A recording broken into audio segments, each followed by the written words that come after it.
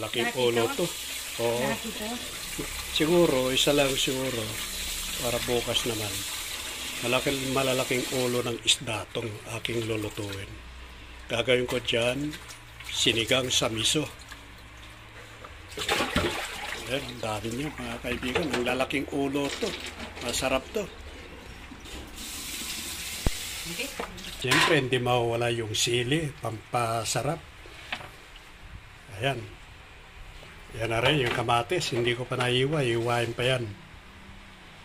Nakanda na yung loya, sibuyas at bawang. Ayan ang aking lulutuin. Nalagyan natin ng sinigang. Ayan, sinigang sa sampalok. Samahan natin ang kulay yung ating lulutuin na miso. Ayan, mustasa. Ayan na yung miso. Oh.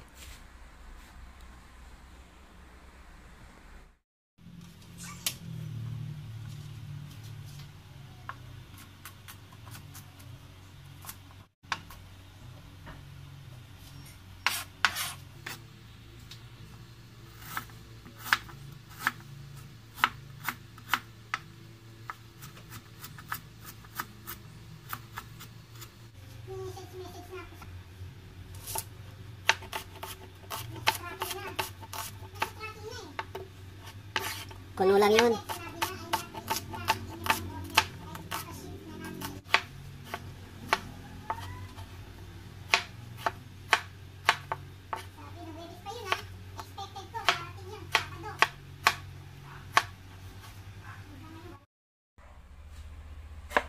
Masarap kapag maraming kamatis yung ating gagawin na sinigang sa miso.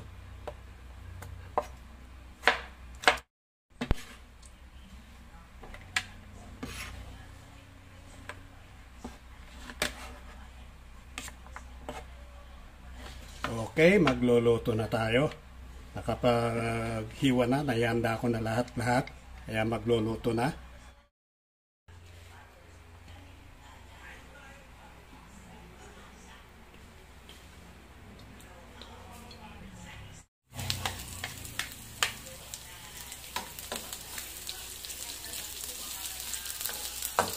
Loya.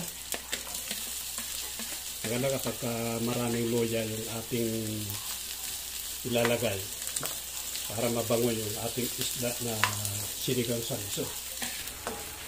Ilagay ko na yung miso. Miso. Ayan na.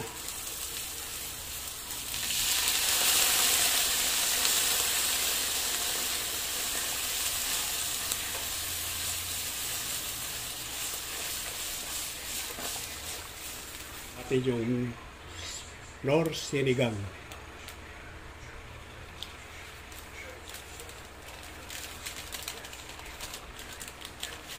Yan na, kumukulo na yung ating sabaw. Pwede nang ilagay yung isda. Unahin ko muna yung isda bago yung gulay. Ilagay ko na yung kamatis.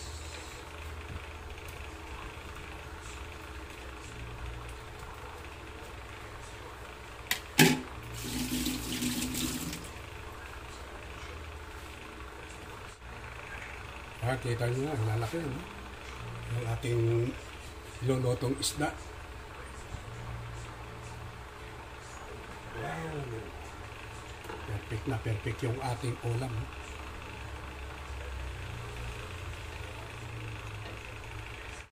Kaya kumukulo na siya. Saglit lang naluto to. Pwede ko na ilagay yung gulay.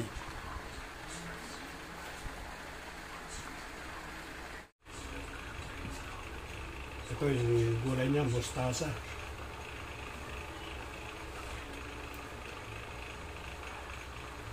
Tatakpan muna. Ayun. Isang minuto lang, okay na. Okay, titignan natin. Ayun na guys, oh. Oh.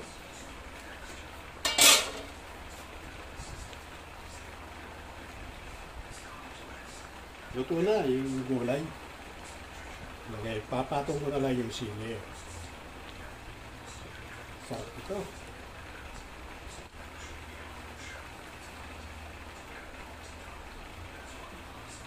Hindi natin alam kung manghang yung sili, ang spicy o hindi. Pero maganda kapag may sili, yung ating sinigang sa miso, yan ang nagpapadagdag ng lasa. Sarap kapag may sili. Lalo kapag medyo manghanghang ng konti, okay. Ito, loto na ito mga kaibigan. Ayos na ito, approve na ito. Konting init lang yung sili, okay na ito. Approve, loto na. Yan ang sinigang sa miso. Ulo ng isda with pizza, mustasa with sili. Simpleng loto. Masarap na.